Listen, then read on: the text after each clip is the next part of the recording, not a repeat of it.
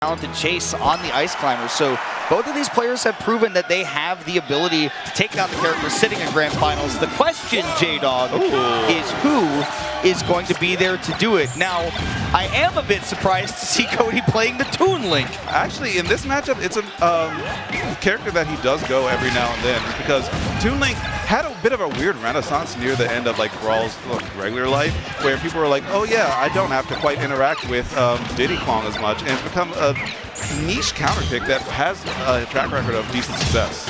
I can honestly kind of see it, right? Diddy's very annoying at like controlling ground game. You're not going to be able to get a bunch of stuff set up with like tilts and grabs, which are very, very common in this game, right? But meanwhile, Toon Link very happy to, you know, play that mid-range to long-range projectile game where you don't even really have to worry about the banana getting tossed at you from like its full distance, because you can max that or even outdo it.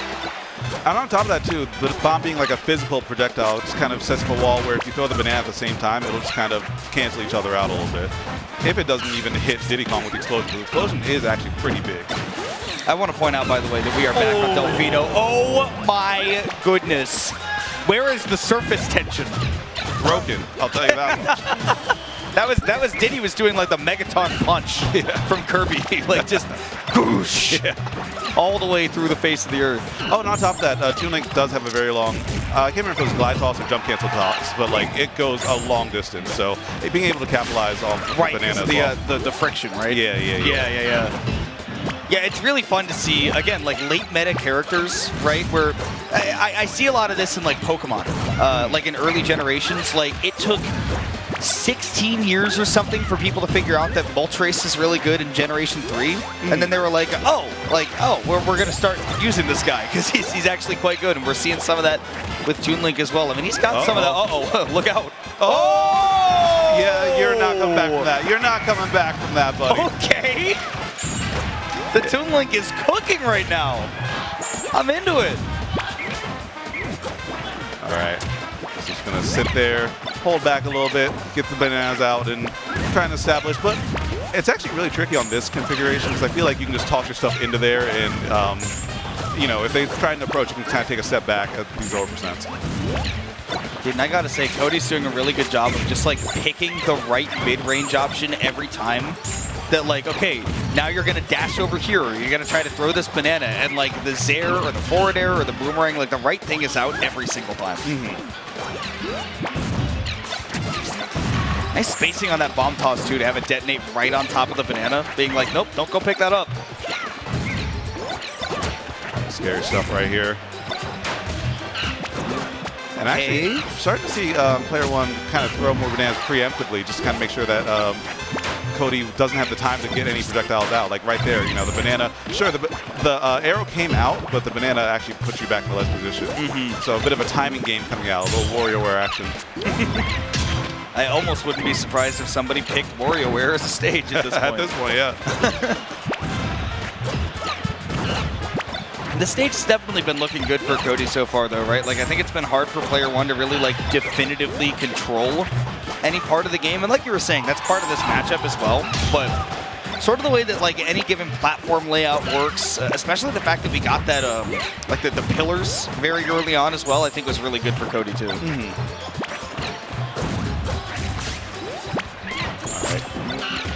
And this, okay, wow, it is enough. It is enough. Good pickup right there from Player-1.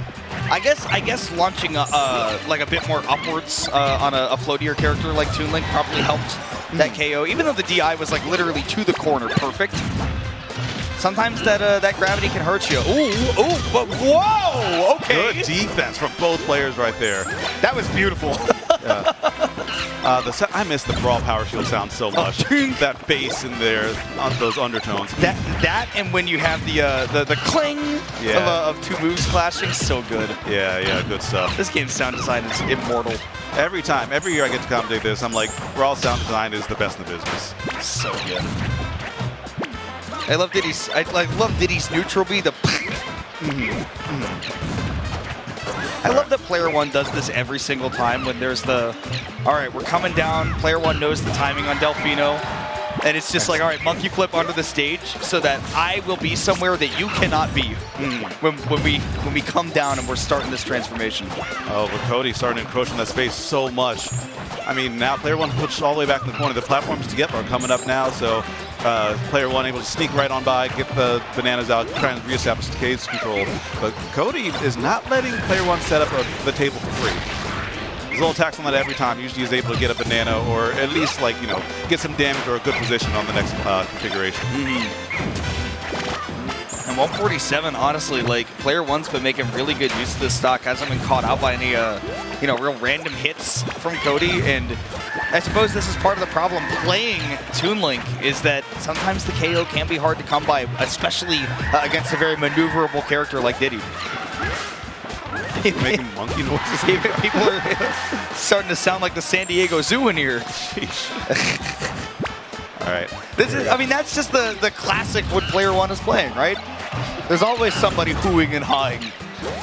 I don't know. I guess, yeah. But here we go. Now, both of them on the foul stock here. And Cody, I mean, I talked about the ledge options above 100 before, right? But I feel like it matters a little bit more, maybe not on this stage. It doesn't matter on this stage, but it matters more for Toon Link than it does for Meta Knight, you know? Like, once you attack that ledge, you do have to get back up in some way, shape, or form. Yeah, Toon Link does have to actually do ledge options, and that's going to be big right there, right? If you have a bomb in hand when you grab the ledge, you just saw it right there, you know, that'll cover your advance back on if you want to do drop from the ledge and jump. Oh, perfect DI, and yet so suddenly gone. The Toon Link not able to snatch the game one from Player-1 and that trusty Diddy Kong. Yeah, the tried and true. Are we going to see another wacky counter pick? Do we go back to the Meta Knight? Do we have faith in the Toon Link and go to a legal stage? I saw them smiling. I see people smiling. Back to the Meta Knight. Back to tried and true. It looks like they're hovering Battlefield right now, and that is where we're going to go. So see Player-1 immediately like walk into the, okay, what am I doing? What's the game plan here? So we're back to legal stages. The crowd hates it. The players probably love it. Yeah, we're back. I mean, it's lose finals. You gotta, you know, lock in. You gotta be ready to try and win it all. At a certain point, it's okay. Playtime's over. I really was, you know, confident that Toon Link thought that would work, but it's worked before. Player-1 looked really, really solid. Yeah, it has worked before, but it looks like Player-1 is playing hot today. Ooh, okay. I really like that from Player-1 doing the down tilt and then jumping away, expecting something like the tornado to come out immediately. Giving a lot of respect to what Meta Knight can do post-hit.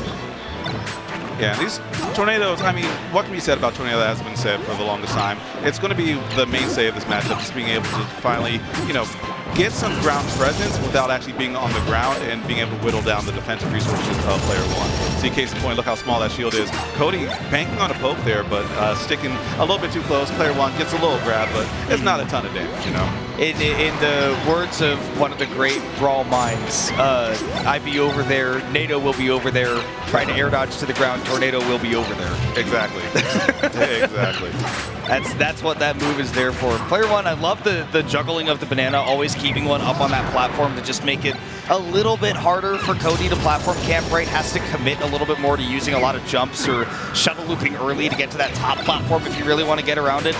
I think that's going to be really, really key, and especially why Battlefield is, you know, something that Diddy can actually manage. Another thing I have to point out is Player-1 is often leaving a banana behind Cody, and that's because there's going to be less places to retreat once the tornado comes through. So we saw in the previous interaction, like there was a tornado kind of dancing around the shield, and Cody had to land a little bit closer and still ended up getting punished because the banana was at the back. So Player-1 playing some 3D chess with how these bananas are placed. It's the poor man's Aegis Reflector. Honestly, yeah. Okay, shuttle loop, not quite enough to do it. Player-1 a couple times has tried to go for that drop, jump, and air dodge back onto ledge. Which, like you said, like you kind of have to commit to something like that because you're above 100%, and that's just been the option every single time. Because, yeah, your ledge options are going to get a whole lot worse. Love that edge guard there from Cody, saying, all right, I'm not going to sit around and wait for you. I'm done doing this ledge trapping business. Yeah, once that monkey flip came out, there was really no reason for Cody to not drop down, shuttle, and snap back to the ledge. It's easy layup right there. Player-1 preemptively platform camping before Cody can. It's like, I'm up here. I know you're going to try to come up here, but I'm already here, so now what? Like, it's low-key actually working. Yeah, establish your zone first. And of course, the alternative bad part of that is that, yeah, you're putting yourself above another player in Smash. Wow, not able to stay alive after that down smash. Player-1 has had a lot of really solid confirms, really keeping an eye on the percents to get those KOs right at the limit of where they can. All right, yes, Mayor's going to come out again, beat out the early part of the monkey flip. Okay, yeah, not quite enough to get an actual combo off of that banana approach right there. A little ledge cancel with the monkey flip, but nothing ready to punish after that shuttle loop. Single jab. Hey, damage is damage. We take that. 2%'s 2%. I won't say no. Yeah. All right, we're in Nebraska.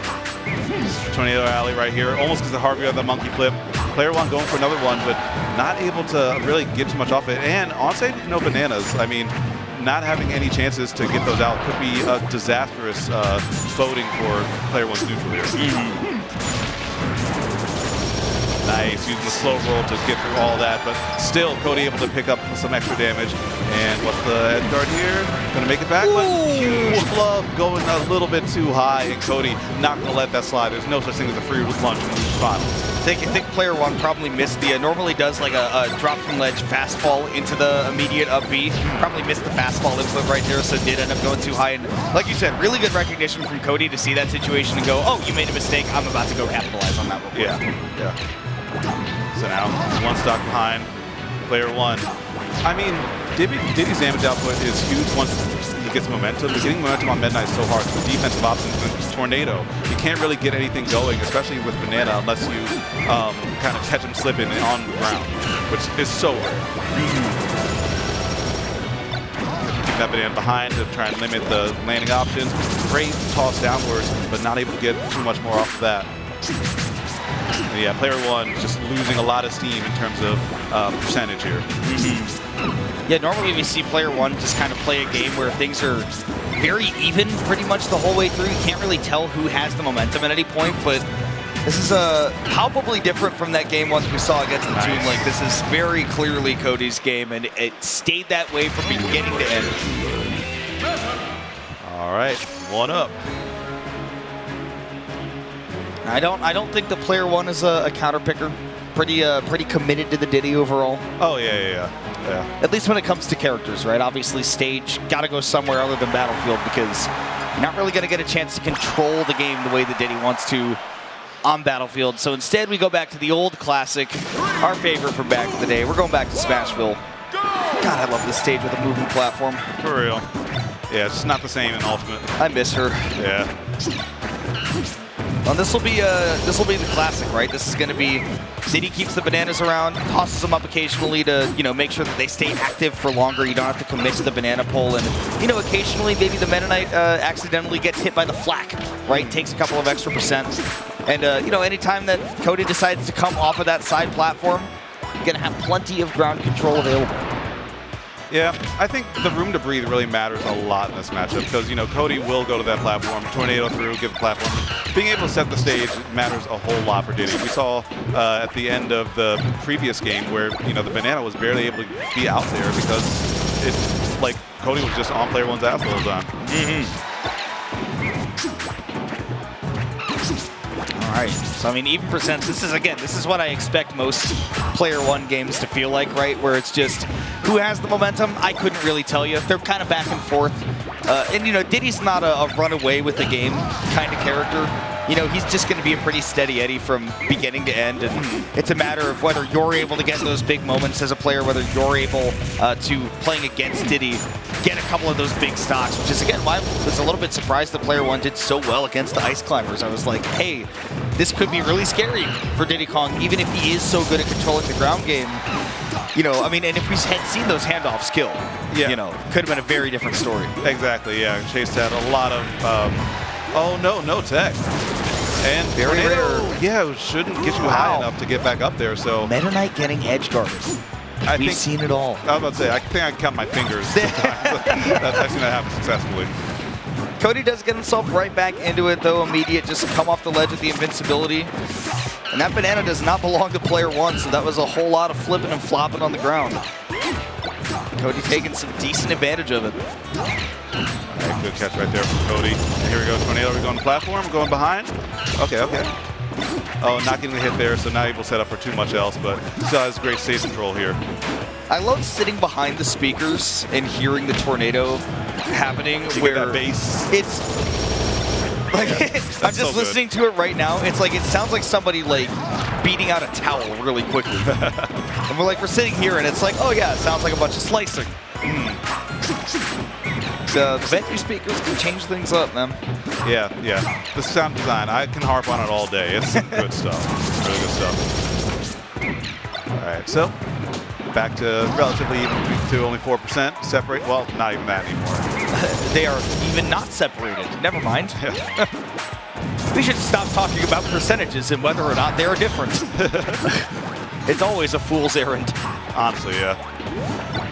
All right, able to catch that banana there, but still slipping on one. No real power from Player-1.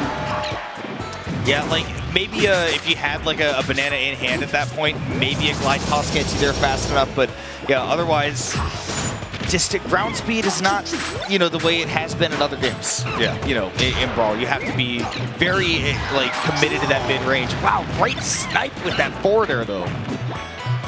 Absolutely, and you needed that bad. You needed that very bad. Got to stay in the lead. We saw earlier Cody did a really good job of saying, okay, you got that stock, I'm going to go next. Great angling of the shield, but even that's not enough to save Player-1 from getting clipped by that tornado. So the goal now is definitely to keep the Meta Knight away if possible. Let that shield recharge because that is a resource you want to have access to. Yeah, if you don't have a full shield when you're shielding Meta Knight's tornado, you have to just angle, hard read, and pray. Ooh, neutral get up, but misspaced from Cody. And the roll, that time was thrown off with Meta Knight so fast that you can whiff that and still get an easy follow-up there. You can whip as many moves as you want to, son. It's okay. Yeah, we got more moves at home. Yeah, just bounce back, get back to the ledge. I don't want you on this stage. Nicely timed though with that air dodge. We've seen Player-1 do plenty of that off the ledge. Doing a lot of really good non-committal approaches to see if anything bigger gets baited out from Cody. I really like that from Player-1 as well. But honestly, Cody's been doing a really good job of not giving him too much in those situations either. Yeah. I mean, really locked in and making sure there's no single free runs. And that's tactical slipping. Tactical slipping, honestly. It's going right back towards the banana every time. He'll never expect it. Yeah, I mean, it worked. It got him away from, not necessarily free, still laid a bit of damage, but, it also got him out of that position, okay? And this juggle goes for a little bit of a juke right there, maybe a read on a roll-in or something, but not going to have anything there. And Cody getting a bit high in percent here. Banana down smash at the ledge. Could start killing maybe 5-ish%. But you gotta land to be able to do that, and that is at times a tough task against Meta Knight. Again, not quite having the speed to catch up, but now banana in hand, like you mentioned, huge for Player-1 to be able to set up for a kill confirm, especially somewhere near the ledge, but that's if you stay alive. Cody doing a great job of controlling that banana game as well. And we're hanging out the ledge here, yep. Okay, nice intercept on the monkey flip. Pixels away from the shuttle loop. Really good. Oh my gosh, both players are playing so well right now. Oh, no tech. Meta Knight makes those back. Yeah. Wait. No, we're still alive. We're still alive. Full distance monkey flip, but wasn't ready for the down smash. That's enough to take it. Cody, even though Player-1 had the lead for most of that game, again, momentum is not necessarily Diddy's thing. Cody was always in that fight and staying alive even after that mistech, as Meta Knight does. I mean, Meta Knight's Cody staying composed. Yeah. That's true. It's like after that mistech, it's Meta Knight. There's no way in no universe does Meta Knight not make that back in any game. Okay, Cody thinking about a character switch just for fun, perhaps. Meta Knight has been unselected. Maybe just taking a second to compose as well. Maybe mull over a couple things. Perfectly within his right to do so. Player-1's got the hey, I'm not bothered. Do whatever you got to do. Yeah. Hovering. So hovering over Donkey Kong for a second. Oh my! No way! No way! You just back air the whole game. Hey, I'm loving this from Cody though. Cody's given us so many opportunities to see a myriad of different characters that you're not always going to see in the top 4 part of the bracket. Falco is a good character, right? You'll see Falco in bracket. But Cody does have Falco. Cody does have Falco now. Wolf would be interesting. I would not expect DDD against Diddy, but yeah, just going back to Meta Knight, that's good. I think that's smart for Cody to say, hey, I've got a whole, like, if you want to win this tournament, you've got a whole 2 sets to win in grand finals after this. Might as well try to wrap it up. Yeah, so going back with the Meta Knight here. I like the tag though, fun. I think that is exactly what Cody is here for, but also playing to win. Yeah, I mean, come on. Where else can you gather with all the other people who are as passionate about your game as you are and just, you know, have a good bracket, play a lot of friendlies, and just vibe? This is fun. This is peak. This is peak. The one time a year where you're having like a really big brawl tournament where you know that when push comes to shove, people are going to take it seriously. Yeah. And it's not going to be like the poker night with the boys where at the end of the night everybody's like, I really don't feel like losing the $20, or it's like they're already out and you're like, hey, bro, here, I'll slide you another $5. Like, get back in. Like, yeah. Yeah, no, this is real for keeps. See, it does mean Player-1 immediately just tossing that Meta Knight off stage to get that time. Just get that 1 banana on ground, 1 in hand. That's the general Diddy Kong game plan, right? One's there to just disrupt your ground game. Nice glide toss right there to get right up in. Meta Knights go so far. Yeah, for real. Another huge opportunity, but that time only banana, just gonna double jump out. Cody, though, getting a lot more grabs, maybe sensing some hesitation from Player-1. Player-1 looking to counterpunch pretty often, but like that grab might be the wake-up call. It's like, okay, I might have to swing first a little bit more here. Which is exactly what Cody wants. I think it's because Cody's conditioned him with so many tornadoes that at a certain point, you know, we just see Player-1 go, okay, I throw a banana and then throw up the shield because I've seen the tornado follow up my banana toss so many times that now we just see banana toss, Cody just like jumps over it and then, like you said, gets that grab, throws the Diddy off stage and able to really establish a lot of momentum. This should be an easy shuttle loop to finish off this stock. Oh. No. Down smash is too fast to get the KO. Yeah, on top of that, just missed time, and also maybe Player-1 or Cody expected a fastball as well. Like, yeah, there was a lot of layers of that recovery. Cody made it, or Player-1 made it as difficult as possible for Cody there. Shuttle loop immediately back to the ledge. Glide, rather. Oh, misreading that, but Cody able to slip on the banana to actually get out of dodge there. Most people just roll through, and that's what Player-1 was looking for. Back up to the platform. Up tilt's not going to quite be enough. Smash Brawl does not have the lowest ceiling that you would expect it to have. Yeah, it's decently high. It's the side blast zones that get you here. It's not the heat, it's the humidity. Nice. Yeah, very brave to go for such a low recovery. We've seen Cody cover those quite often. We will see. I think that Cody could be very comfortable to commit to a timeout here with that first stock taking about 3 minutes. Really no incentive to go anywhere near that Diddy. You do have to worry at these percents that, you know, just a little bit of a chip damage from Player-1, like another 10-20%, then maybe you have to start worrying about like an up tilt or an up smash. Even a forward air randomly coming out could definitely take that stock. Yeah, and when I said Player-1 might need to start swinging first, that's the kind of button I was looking for. Just kind of read a jump, read like when Cody's trying to jump tornado and just get that out before the tornado comes out. Okay, banana immediately reset right in front of where he slipped. And again, I love that Cody's not being super committal with these tornadoes every single time, right? We saw earlier against the Ice Climbers, right? Going for a lot of the shield pokes with them, just trying to rack up that damage. But against Diddy, knowing that Player-1 has been angling that shield, and Diddy is very capable of taking advantage of that, right? Not being super committal with those tornadoes on shield, saying, okay, like, get half of it on shield and then get away. Yeah. And mixing it up the landing as well, between like on stage and on platform. Smash Brawl does lend itself well to that option. Good XC on the dash attack. Yeah, just going right down at these little percents to make sure you get more time to get an out will punish. Okay. Getting some good quick damage on there. I was saying it was looking good for Cody to perhaps go for a timeout, but Player-1 really bringing this one back. Again, like just such a consistent force that like, if the game goes on long, right, you can't really count out the fact that the damage output is going to be there. Tornado, though, starting up a juggle could be really big for Cody. Comes with the monkey flip kick, not able to pick up that banana, but I think actually the slip actually moved it further away, so made it harder for Cody to regain control of it. I was about to say look out for the glide toss, and the fact that Player-1 immediately preemptively had the shield up for that glide toss was crazy. Yeah. It's like, I see you have this item in your hand, I know what you're going to do. You love flying across the stage. All right, using the peanut pop gun just to try and, cover that 45-degree angle. Charging it up, I like it. It's like a Kuma with this fireball. Street Fighter, just Except so much worse. except not effective at all, actually. Yeah. All right, some more good damage in there. Yeah, quick toss off stage.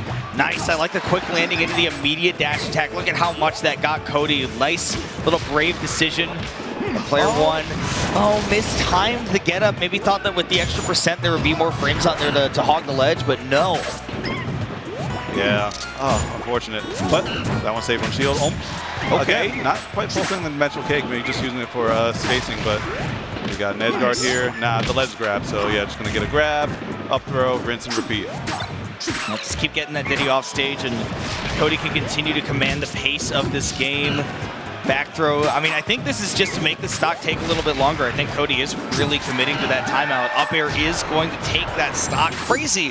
Such a quick move could get that KO even at such a high percent, but here we go. It's time to buckle up for these last 2 minutes. Yeah, it all comes down to this. Big chance. Put a little charge on that, and there we go. Okay, final stop. We could easily see a Game 5, and angling that shield, dealing with that tornado is going to be more important now than ever for Player-1, because every single bit of chip damage that gets taken is of the utmost importance. That was a really bad angle for Player-1 to be sent at, but having that banana at the ledge actually clutched the recovery so hard there. In between two bananas, where do you go? Nowhere! You just slip, and then you know what? We're right back in there. He Instantly parallel back up. parked. That's impressive, actually. Yeah. All right, terminating the tornado early just to get right back into that actionable state. Really, really clean landings here from Cody. Player-1 parallel parked in between a couple of bananas as well. We're getting down to about a minute left. Player-1 has quite a bit of a comeback ahead of him.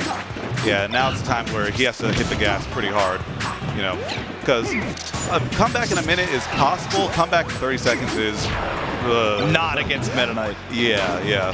Yeah, it's time to take some risks here, try to get some big damage, but the further you lean forward, the further that Cody is going to be able to pull away. A trip on the ground, it's still not going to be enough. Okay, the banana actually might be huge. Good power shield in the down smash, able to get a punish back air out of shield. We're getting to those percents for Meta Knight where committing to the timeout may not be as easy as you think it is. 30 seconds left. Player-1 can build on some damage, but at this point you have to go for a KO. You cannot go for the percentage lead.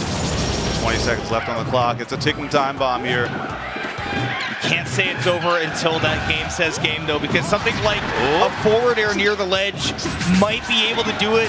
I wasn't talking about for Cody, though. If Player-1 can touch the ground, yeah, it was a wrap there, If you could get past the ledge, or if you could actually get around Cody there, then there would be no time left. There'd be no time to set up a banana. Without banana, you'd have to just pray that he just walks into a half-charge smash attack.